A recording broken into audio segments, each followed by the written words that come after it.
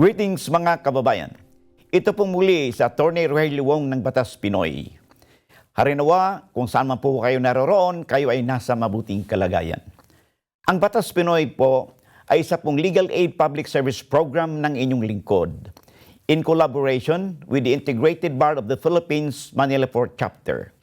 Paalala lang po, ang ating pong napag-usapan sa mga episode natin ay huwag po niyong maituring na isang legal opinion, bagkus consider our discussion for academic purposes only. Dahil wala naman po tayong kakayahan itong ating platform na ma-interview kayo at masuri pa ang inyong mga dokumento. Maraming salamat po. Ang ating pong legal maxim for today is kung anong ibig sabihin ng special power of attorney. At para saan ba ito? Well, palagi natin itong naririnig, no? Lalo pa kung kayo ay familiar sa mga transaksyon ng lupa o may nilalakad kayo sa for and behalf of the principal. And in nutshell po, ang ibig sabihin ng special power of attorney or SPA, ito ay isang legal na kasulatan na kung saan yung principal ay nagbibigay ng kapangyarihan doon sa kanyang trusted na representative o attorney in fact or agent na kung saan ay binigyan ng kapangyarihan to act for and on his or her behalf. So, ibig sabihin nito, ginagamit itong SPA, lalo na kung absent yung, physically absent yung may-ari ng lupa, halimbawa, o yung principal, at hindi siya makadalo, no? Hindi siya makapirma. So, ang gagawin niya lang niya ay bibigyan na ng kapangyarihan yung kanyang trusted na representative na pwede siyang i-represent, ipirma siya, o gagawa ng anumang kaakibat na hakbang for and on his or her behalf. Kailangan lang po, pag SPA, ay kailangan po i-notarize po ito. No? At upang magkaroon po ito ng,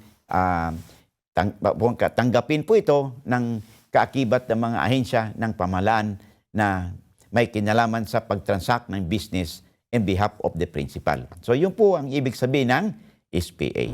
Balik naman tayo sa ating usapin. May kinalaman ito sa sulat na itago natin sa pangalang Virginia. Sabi niya, "Hello attorney, tanong ko lang po. Pwede mo bang magtanong, ang sangla ng lupa ay mayroon bang expiration? O pwede bang mahatak sa nakatanggap ng sanla?" Sabi niya, ano ba yung pactum commissorium? Kasi hindi raw mahatak ang lupa kahit hindi matubos sa usapan ang sangla ng lupa. Maraming salamat po. Sakali, mabigyan po ninyo ako ng linaw tungkol sa usaping ito at sa pactum commissorium. Una po, sa usaping mayroon bang expiration date yung sangla? Mayroon po. Ano po ang expiration date dito? Dito po yung kung anong nakalagay doon sa kanilang real estate mortgage. No? Kung kailan ba kung ang sanlaan nito is for 20 years, 25 years, o 30 years, depende po yan kung anong nakalagay doon po sa kanilang kontrata, sa kanilang real estate mortgage. Ngayon, mayroon bang pag halimbawa, matured na yung kanilang mortgage. Halimbawa, ang mortgage is 25 years lang. After 25 years, halimbawa, ay hindi na foreclose yung property o hindi nag-file ng kaso yung pinagsanglaan, no? Sa korte para makasingil. Okay? After 10 years po, ng pagka-default nung nagsangla, okay? Ay prescribe na po ang karapatan nung pinagsanglaan na i-foreclose yung property o maningil pa doon sa may utang nito. So in this sense, dito po pag sinabing prescribe na o ay meron bang expiration, ito na po yun. So pag prescribe na, expired na, after 10 years na walang ginawa yung pinagsanglaan, ay parang na-waive na niya yung kanyang karapatan na habulin pa yung nagsangla. So in this sense, may expiration po, na-expired na po, prescribed na po ang kanilang right, no, to enforce the mortgage. So, yan. Yun, pactum commissorium naman po, ito'y madalas nating natatalakay din sa mga ibang katanungan na sinasagot natin o sa ating mga videos, no? Ang pactum commissorium po ay isa pong usapan sa sanglaan na kung saan doon sa kanilang usapan nakalagay doon na pag nag-default yung nagsanla, yung mortgagor sa pagbabayad, ay automatic na ang pagmamay-ari ng lupa na ginawang collateral ay mapupunta doon sa mortgagee o yung pinagsanlaan. Okay? Ito po ay bawal. Kasi ito po ay maituring na pactum commissorium at ito is considered as contrary to law and contrary to public policy. So, yan po ang ating tatandaan. No? Ito pong pactum commissorium, usong-uso po ito doon sa probinsya. No? Na pag nagkaroon ng sanglaan, o sige, pag hindi ito matubos, okay? Sa loob ng halimbawa ng 5 taon at nagkaroon ka na ng default, automatic, akin na yung lupa.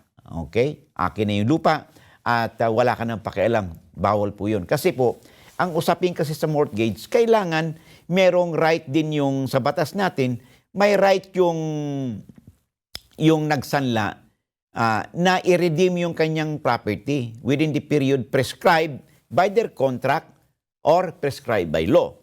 Kung ang pagka-foreclose ng property ay ang sanglaan halimbawa nila is nakalagay doon extrajudicial real estate mortgage, ibig sabihin ng extrajudicial ay hindi na dadaan sa korte, sa proseso. Mag-apply na lang siya sa korte for extrajudicial settlement, hindi na ito ililitis pa. Okay? At yung korte o executive judge ay mag-order doon sa clerk of court o sa sheriff na magkaroon o sa notary public na magkaroon ng auction sale. Okay? At yung pong nagsanla ay mayroong 1 year, no? From the date of registration of the certificate of sale sa Register of Deeds upang matubos po yung kanyang property.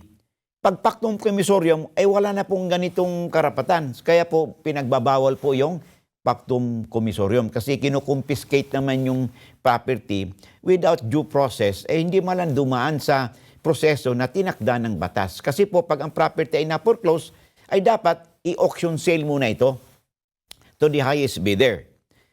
Ngayon, kung sino yung manalo as highest bidder, siya na yung magiging bagong may-ari ng property.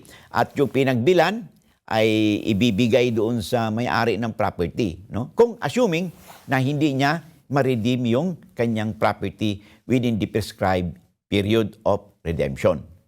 So yun po in a nutshell, no? Ang inyong kasagutan sa inyong katanungan hinggil sa expiration, kung may expiration ba ang real estate mortgage o sanglaan at kung ano ba yung pactum commissorium. Ako po'y humihingi ng paumanhin sa mga hindi po natin nasasagot na mga katanungan dahil mahigit po 2,000 mga katanungan ang ating pong natatanggap araw-araw at ito po ay nag-i-increase pa. At it is physically impossible po na masagot po ang lahat ng mga ito. Bagkus, we are trying our very best na masagot po ang mga katanungan. Maraming pong salamat at hanggang sa muli.